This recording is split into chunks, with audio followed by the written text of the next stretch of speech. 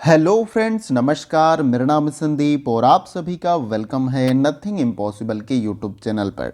आशा करता हूं कि आप सभी बहुत ही अच्छे होंगे। और आज के इस वीडियो में हम लोग 31 जनवरी 2022 के जितने भी महत्वपूर्ण करंट अफेयर हैं उनको इस वीडियो में कवर करने वाले हैं। और ये वीडियो जो है आपके ऑल एग्ज़ाम इम्पोर्टेंट है, यानी कि आप किसी भी एग्ज़ाम की तैयारी कर रहे हैं, चाहे एसएससी की तैयारी कर रहे हैं, बैंक की तैयारी कर रहे हैं, वनडे एग्जाम की तैयारी कर रहे हैं, पुलिस की तैयारी कर रहे हैं, यूपीएससी कर रहे हैं, तो इन सभी एग्जामों में जो है करंट अफेयर की क्वेश्चन पूछे जाते हैं और आप इसे डेली बेसिस पे तैयार कर सकते हैं। और हम प्रयास करते हैं कि डेली बेसिस पे आपको करंट अफेयर प्रोवाइड करें। तो चलिए फ्रेंड, वीडियो को स्टार्ट करते हैं और 31 जनवरी के जो महत्वपूर्ण करंट अफेयर हैं विथ डिटेल्स के साथ उसे कवर करने का प्रयास करते हैं। देखिए, यहां पर सबसे पहला जो आपका करंट अफेयर का क्वेश्चन है उसमें पूछा जा रहा है कि प्रधानमंत्री नरेंद्र मोदी ने हाल ही में किसकी 92वीं जयंती के अवसर पर पंडित जसराज कल्चर फाउंडेशन को लॉन्च किया है। यहां पर इन चारों विकल्पों में से अगर किसी भी क्वेश्चन का अगर आपको आंसर पता है तो उसका जवाब भी आप कमेंट बॉक्स में दे सकते हैं। देखिए, इस क्वेश्चन का जो हमारा राइट आंसर हो जाएगा वो है आपका ऑप्शन नंबर ए, यहां पर पंडित जसराज जो है यहां पर राइट आंसर हो जाएगा। तो प्रधानमंत्री नरेंद्र मोदी ने हाल ही में जो है 92वीं जयंती के अवसर पर पंडित जसराज कल्चर फाउंडेशन को लॉन्च किया, ये आपको याद रखना है। यहां पर ऑप्शन ए आपका राइट आंसर हो जाएगा। अब इस क्वेश्चन के जो डिटेल्स हैं वहां से भी क्वेश्चन बनाए जा सकते हैं आपके एग्जाम में, उसे भी जानने का प्रयास करते हैं। देखिए, यहां पर जितने भी इंपॉर्टेंट पॉइंट्स हैं उसको मैंने बुलेट में यहां पर लिख रखा है, काफी इंपॉर्टेंट है, तो इसको आप अच्छे से समझ लीजिएगा, क्योंकि वहां से अगर डायरेक्ट क्वेश्चन नहीं बनेगा जो करंट अफेयर मैं प्रोवाइड करता हूं तो डिटेल से भी क्वेश्चन आपसे पूछ लिए जा सकते हैं। देखिए, यहां पर सबसे पहले पॉइंट में मैंने बताया कि प्रधानमंत्री नरेंद्र मोदी ने हाल ही में दिवंगत भारतीय शास्त्रीय गायक पंडित जसराज की 92वीं जयंती के अवसर पर पंडित जसराज कल्चर फाउंडेशन को लॉन्च किया है। इसका उद्देश्य भारत के राष्ट्रीय विरासत, कला और संस्कृति की रक्षा, संरक्षण एवं विकास को बढ़ावा देना है। तो अब ये देखिए, आपके भारतीय शास्त्रीय गायक हैं, काफ़ी लोकप्रिय हैं और काफ़ी ये जाने माने भारत के जो है शास्त्रीय गायक हैं पंडित जसराज जी। और इनकी 92वीं जयंती के अवसर पे जो है प्रधानमंत्री नरेंद्र मोदी ने जो है पंडित जसराज कल्चर फाउंडेशन को लॉन्च किया है। और इसका मेन उद्देश्य क्या है? तो इसका मेन उद्देश्य है भारत के अंदर राष्ट्रीय विरासत को और इसके साथ साथ कला और संस्कृति की रक्षा करना, संरक्षण करना एवं विकास को बढ़ावा देना जो है इस फाउंडेशन का उद्देश्य, ये आपको याद रखना है। अब देखिए, पंडित यहां पर जसराज जी के बारे में अगर बात कर लिया जाए, इनका जन्म जो है 28 जनवरी 1930 को फतेहाबाद उत्तर प्रदेश में हुआ है। इसके साथ साथ इनकी मृत्यु के बारे में अगर बात कर लें तो मृत्यु जो है इनकी 17 अगस्त 2020 में न्यू जर्सी संयुक्त राज्य अमेरिका में हुआ। जन्म तो इनका भारत में हुआ, भारत के उत्तर प्रदेश राज्य में हुआ, फतेहाबाद में, लेकिन इनकी मृत्यु जो है 17 अगस्त 2020 को न्यू जर्सी संयुक्त राज्य अमेरिका में हुआ। देखिए, नेक्स्ट पॉइंट में मैंने बताया कि पत्नी, इनके पत्नी का नाम क्या है? तो इनके पत्नी का नाम है मधुरा पंडित। और इनका पंडित जसराज जी के साथ कितने समय तक था? तो 1962 से लेके 2020 तक था। और नेक्स्ट पॉइंट में मैंने बताया कि माता पिता जो है इनके पिता का यहां पर नाम आपका पंडित मोतीराम है। इसके साथ साथ इनके बच्चे हैं दुर्गा जसराज, शारंग देव पंडित। तो ये इनके कुछ बच्चे हैं, ये भी आपको याद रखना है। तो मेन इंपॉर्टेंट जन्म मृत्यु से डिटेल से इनके बारे में आपको पता रहना चाहिए। इसके साथ ही साथ इस फाउंडेशन को लॉन्च करने का उद्देश्य क्या है इसके बारे में भी आपको जानकारी होना चाहिए। अब ये देखिए, पंडित जसराज जी की मैंने यहाँ पर पिक लगा रखी है ताकि एक विजुअलाइजेशन आप अपने दिमाग में कर लें और इन सारे तथ्यों को अच्छे से समझ लें। तो आशा करता हूं डिटेल्स आपको क्लियर हो गए होंगे। आइए अगला करंट अफेयर देखते हैं। देखिए, अगले करंट अफेयर में यहां पर पूछा जा रहा है कि निम्न में से किसके द्वारा लिखी गई a little book of India celebrating, ये आपका सेलिब्रेटिंग है 75 ईयर्स ऑफ इंडिपेंडेंस पुस्तक का विमोचन किया गया है। इन चारों विकल्पों में से अगर आंसर पता है तो जवाब दे सकते हैं। इसका राइट आंसर हो जाएगा रस्किन बॉन्ड के द्वारा। काफी फेमस राइटर हैं, इनके बारे में काफी, इनकी पुस्तक जब आती है तो काफी चर्चा में रहती है। तो पुस्तक का नाम है little book of India celebrating 75 years of independence. इस पुस्तक का विमोचन किसने किया या इसके राइटर कौन है? तो रस्किन बॉन्ड है, ये आपको याद रखना। अब इनके बारे में थोड़ा सा डिटेल में जान लेते हैं। देखिए, यहां पर सबसे पहले पॉइंट में मैंने आपको बताया कि हाल ही में रस्किन बॉन्ड द्वारा लिखी गई a little book of India celebrating 75 year of independence पुस्तक का विमोचन रस्किन बॉन्ड के द्वारा किया गया है। और नेक्स्ट पॉइंट में मैंने बताया कि ये पुस्तक भारत की भौतिक और आध्यात्मिक विशेषताओं का मिश्रण है और एक राष्ट्र के रूप में भारत के पिछले 75 वर्षों यानी 75 वर्षों की प्रगति पर भी जो है प्रकाश डालती है। तो ये पुस्तक का मेन यहाँ पर ओवरव्यू बताया गया है कि भौतिक और आध्यात्मिक चीजों के बारे में भारत के अंदर जो है उसका वर्णन किया गया है इस पुस्तक में। इसके साथ ही साथ जो है एक राष्ट्र के रूप में भारत के पिछले 75 ईयर्स कह लीजिए या 75 वर्षों की प्रगति किस प्रकार से हुई है उस पर जो है प्रकाश डाला गया है इस पुस्तक में। और नेक्स्ट पॉइंट में मैंने बताया कि रस्किन बॉन्ड अंग्रेजी भाषा के एक विश्व प्रसिद्ध भारतीय लेखक है। तो देखिए ये भारतीय लेखक है लेकिन इनकी जो भी रचनाएं होती हैं, जो भी पुस्तक ये लिखते हैं वो इंग्लिश लैंग्वेज में लिखते हैं। उनके पिता जो है आब्रे अलेक्जेंडर बॉन्ड हैं। इनके पिता का अगर नाम आपसे पूछा जाए तो नाम याद रखिएगा, आब्रे अलेक्जेंडर बॉन्ड। भारत में तैनात रॉयल एयरफोर्स के एक अधिकारी थे। उन्होंने शिमला के बिशप कॉटन स्कूल में पढ़ाई की है। देखिए रस्किन बॉन्ड की पढ़ाई के बारे में बात किया जाए तो उन्होंने शिमला के बिशप कॉटन जो स्कूल है उसमें पढ़ाई की है। पिता का नाम अब्रे अलेक्जेंडर बॉन्ड है और ये जो भारत में तैनात रॉयल एयरफोर्स के एक अधिकारी थे। नेक्स्ट पॉइंट में मैंने बताया कि उनके पहले उपन्यास the room on the roof को 1957 में जॉन लेविलिन राइस पुरस्कार मिला था। और जन्म की तारीख अगर बात करेंगे, इनका जन्म क्या हुआ, इनकी ये फेमस उपन्यास है, इसको याद रखिएगा। जन्म हुआ था इनका 19 मई 1934 में और 87 वर्ष की आयु में जो है मृत्यु हो गई थी या 87 वर्ष का इनका जीवन काल था। और देखिए आगे मैंने बताया कि मसूरी यानी कि उत्तराखंड में आपका मसूरी पड़ता है। तो अगर इनका जन्म प्लेस या जन्म का स्थान पूछा जाए तो मसूरी उत्तराखंड, ये भी आपको याद रखना है। माता पिता के बारे में बात करें तो माता का नाम यहाँ पर एडिथ डोरोथी है और पिता का नाम अगर बात करें तो आब्रे बॉन्ड, जो कि मैंने अभी ऊपर आपको बताया। तो काफ़ी आपको ये सारा कुछ डिटेल जान के अच्छा लगा होगा। तो सभी क्वेश्चन से रिलेटेड जो भी इंपॉर्टेंट पॉइंट्स है उसको मैं डिटेल में बताने का आपको प्रयास कर रहा हूँ। ये है आपके रस्किन बॉन्ड, इनकी इमेज या पिक्चर को आप अच्छे से देख लीजिएगा। आइए आगे देखते हैं अगले करंट अफेयर को। देखिए यहां पर अगले करंट अफेयर में पूछा जा रहा है कि हाल ही में किसने अहमदाबाद में साबरमती रिवर फ्रंट पर मिट्टी के कुल्हड़ों से बने महात्मा गांधी के भित्ति चित्र का अनावरण किया है। तो यहां पर जो आपका राइट आंसर हो जाएगा वो है आपका अमित शाह। अमित शाह जो है अभी वर्तमान में भारत के गृह मंत्री हैं, ये भी आपको याद रखना है। तो इन्होंने जो है अहमदाबाद में साबरमती रिवर फ्रंट पर जो है मिट्टी के कुल्हड़ों से बने महात्मा गांधी के भित्ति चित्र का अनावरण किया है। और इस क्वेश्चन से जुड़े जो इंपॉर्टेंट डिटेल्स है उसको भी मैं बताऊंगा, तो आइए उसे भी देख लेते हैं। लेकिन ये आपको याद रखना है कि इसका अनावरण अमित शाह के द्वारा किया गया है। अश्वनी वैष्णव जो है आपके वर्तमान में रेल मंत्री हैं। जेपी नड्डा जो है बीजेपी के अध्यक्ष हैं, ये भी आपको याद रखना है। और रेलवे मिनिस्टर आपके जो कि पहले थे वो पीयूष गोयल थे और वो फिलहाल में वाणिज्यिक मंत्री हैं आपके वर्तमान समय में पीयूष गोयल। लेकिन रेलवे मिनिस्टर के बारे में बात हो तो अश्वनी वैष्णव नाम आपको याद रखना है। अब इस क्वेश्चन के डिटेल्स को देखते हैं।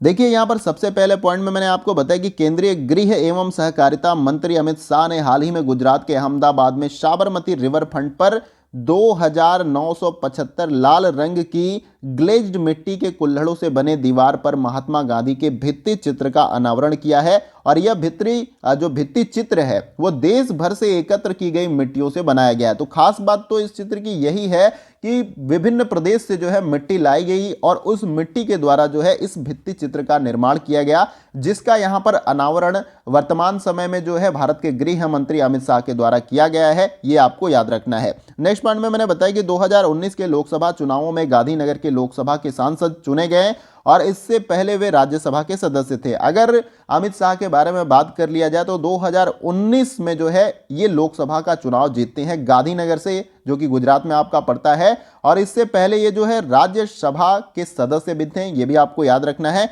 जन्म के बारे में बात कर ले तो 22 अक्टूबर 1964 में इनका जन्म हुआ। वर्तमान समय में 57 वर्ष के हैं।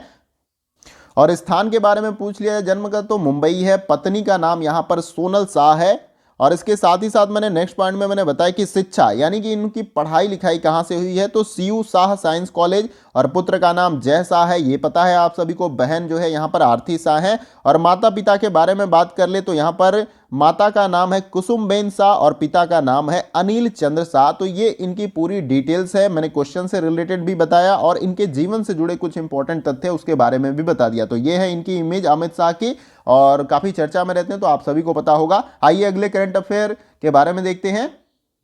देखिए यहाँ पर अगले करंट अफेयर में पूछा जा रहा है कि भारतीय नौसेना में विभिन्न नौसैनिक कमांडो के बीच सहयोग बढ़ाने के लिए हाल ही में कौन सा अभ्यास आयोजित किया गया है। तो यहाँ पर राइट आंसर हो जाएगा आपका पश्चिमी लहर जो है अभ्यास का आयोजन यहाँ पर किया गया है। क्वेश्चन में यही पूछा गया कि भारतीय नौसेना में विभिन्न नौसैनिक कमांडो के बीच सहयोग बढ़ाने के लिए किस अभ्यास को जो है हाल ही में शुरू किया गया है। तो वो अभ्यास है पश्चिमी लहर अभ्यास जो है आयोजित किया गया है, इसकी शुरुआत की गई है। तो यहां पर इसको क्लियर कर लेना। अब इस क्वेश्चन के जो इंपॉर्टेंट डिटेल्स है उसे भी जानते हैं।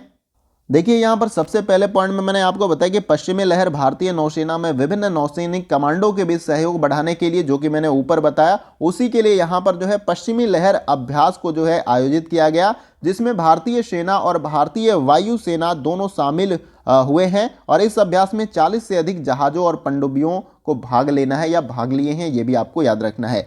तो काफी इंपॉर्टेंट ये डिटेल्स है, इनको आपको अच्छे से याद कर लेना है। बेसिकली नौसैनिक कमांडो के बीच में सहयोग बढ़ाने के लिए आपसी तालमेल, अगर युद्ध का समय आ जाए तो किस प्रकार से जो है युद्ध में काम उनको करना है। और यहां पर इस अभ्यास में 40 से अधिक जहाजों और पनडुब्बियों ने भाग लिया है। और इसके साथ साथ यहां पर एक इंपॉर्टेंट चीज है कि यहां पर जो है भारतीय सेना और भारतीय वायु सेना दोनों जो है इस अभ्यास में शामिल होने वाले हैं। नेक्स्ट पॉइंट में मैंने बताया यहां पर कि vice chief of the Naval staff यहां पर कौन है इस समय। तो यहां पर जो है आपका वाइस एडमिरल जो है सतीश नामदेव घोरमड़े जो है यहां पर वर्तमान में vice chief of the Naval staff हैं। और नेक्स्ट में मैंने बताया कि chief of the Naval staff कौन है इस समय। तो वो है एडमिरल आर हरि कुमार हैं। इसके साथ साथ deputy chief of the Naval staff कौन है। तो वाइस एडमिरल रवनीत सिंह है, ये भी आपको याद रखना है। और यहां पर कमांडर इन चीफ कौन है। तो वो राष्ट्रपति रामनाथ कोविंद है। कोई भी वर्तमान में जो भी भारत का राष्ट्रपति होता है वो तीनों सेनाओं का प्रमुख होता है, ये आप सभी को पता है। तो ये यहां पर जो है नेवी के जो है आपके चीफ हैं, कमांडर चीफ हैं। राष्ट्रपति रामनाथ कोविंद थल सेना के भी हैं और वायुसेना के भी हैं और जल सेना के भी हैं, तीनों सेनाओं के, ये आपको याद रखना। तो आशा करता हूं डिटेल्स आपको क्लियर हो गया होगा। और ये लोगो है आपका, नेवी का लोगो है, ये आपको याद रखना है। आइए अगले करंट अफेयर को देखते हैं। देखिए यहां पर नेक्स्ट जो हमारा करंट अफेयर है उसमें पूछा जा रहा है कि एजेंस फ्रैंकाइज डी डेवलपमेंट और किसने हाल ही में नवाचार को बढ़ाने के लिए स्वच्छता स्टार्टअप चुनौती लॉन्च की है। इन चारों विकल्पों में से अगर आपको पता है तो आप राइट आंसर बता सकते हैं। देखिए इसका राइट आंसर हो जाएगा option number C, department of promotion of industry and internal trade जो है इसका राइट आंसर हो जाएगा। तो क्वेश्चन में यही पूछा जा रहा था कि एजेंस फ्रैंकाइज डी डेवलपमेंट और यहां पर department of promotion of industry and internal trade के द्वारा जो है स्वच्छता स्टार्टअप चुनौती लॉन्च किया गया है, ये आपको याद रखना। अब इस क्वेश्चन के जो डिटेल्स हैं उसे भी जान लेते हैं। देखिए यहां पर सबसे पहले पॉइंट में मैंने बताया कि एजेंस फ्रैंकाइज डी डेवलपमेंट और department of promotion of industry and internal trade ने हाल ही में अपशिष्ट प्रबंधन में नवाचार को बढ़ाने के लिए स्वच्छता स्टार्टअप चुनौती को लॉन्च किया है, ये आपको याद रखना है।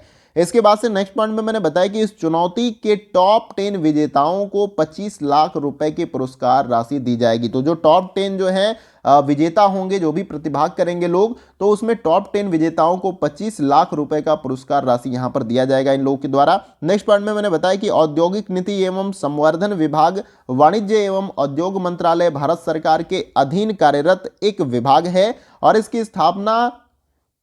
इसकी स्थापना जो है 1995 में हुई थी और 2000 में इसकी पुनर्स्थापना की गई। तब इसे औद्योगिक विकास विभाग के संग विलय कर दिया गया था। तो बेसिकली ये जो आपका यहाँ पर department of promotion of industries and internal trade है, ये जो है आपका वाणिज्यिक एवं औद्योगिक मंत्रालय के ही अधीन आता है, ये आपको याद रखना है। और इसके साथ ही साथ जो है इसकी स्थापना मैंने अभी बताया कि 1995 में हुई थी और 2000 में इसकी पुनर्स्थापना की गई थी। तब इसे औद्योगिक विकास विभाग के संग विलय कर दिया गया था।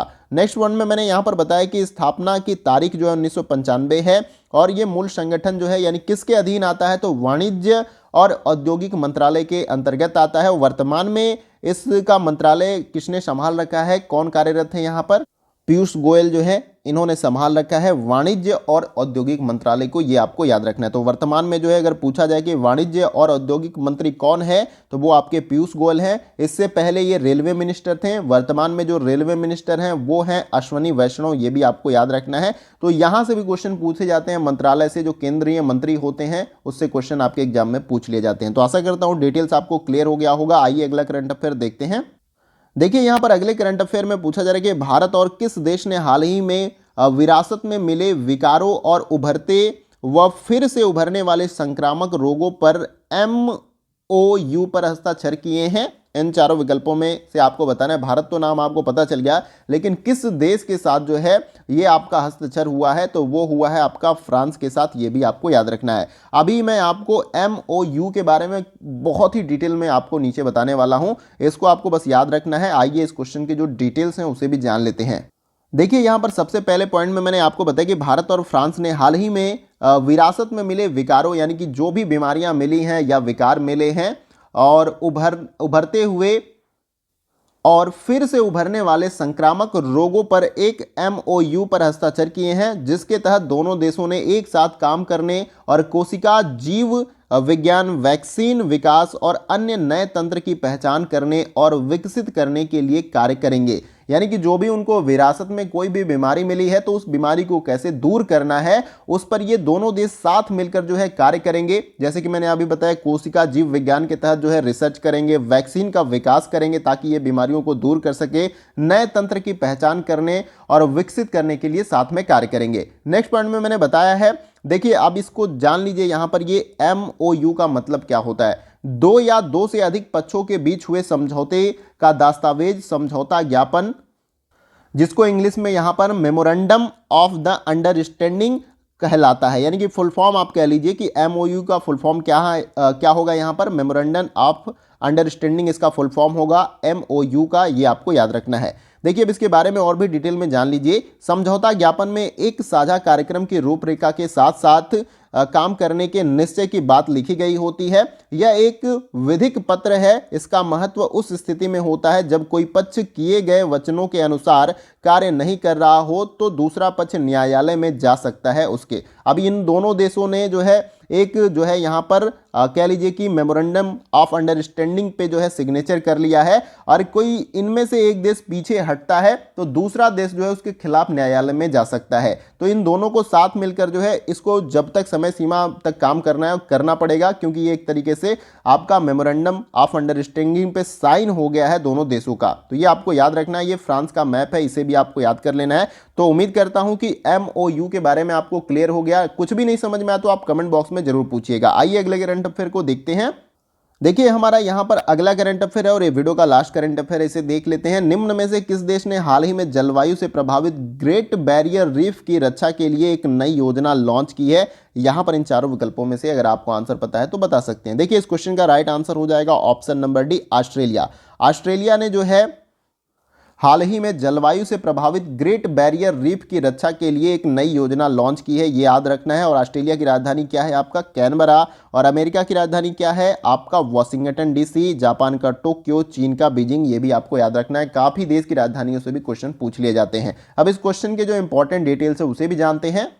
देखिए यहाँ पर सबसे पहले पॉइंट में मैंने आपको यही बताया कि ऑस्ट्रेलिया ने हाल ही में जलवायु से प्रभावित ग्रेट बैरियर रीफ की रक्षा के लिए नई योजना लॉन्च की है, जिसके तहत सरकार ने 700 मिलियन अमेरिकी डॉलर का पैकेज लॉन्च किया है ताकि कोरल के विशाल नेटवर्क को यूनेस्को की विश्व विरासत सूची से हटाए जाने से रोका जा सके। यानी कि ये जो आपका ग्रेट बैरियर रीफ है ये यूनेस्को की विश्व विरासत की सूची के अंतर्गत आता है, लेकिन जलवायु परिवर्तन जो कि आप देख सकते हैं, काफी जो है इसके बारे में न्यूज आप पढ़ते होंगे, इसके कारण से ये ग्रेट बैरियर रीफ जो है क्या है, खतरे में है। और इसको बचाने के लिए जो है यहां पर ऑस्ट्रेलिया ने 700 मिलियन अमेरिकी डॉलर का पैकेज लॉन्च किया है और इसको खर्च करके इस ग्रेट बैरियर रीफ को बचाना है। अब देखिए इसके बारे में थोड़ा सा जान लेते हैं कि आखिर ये रीफ क्या होता है। तो रीफ को ही प्रवाल भित्ति बोलते हैं। तो प्रवाल भित्ति एक समुद्री जैविक स्थलाकृति है और इसकी उत्पत्ति समुद्री कैल्शियम युक्त प्रवाली जीवों के क्रमशः मृत होने एवं इसके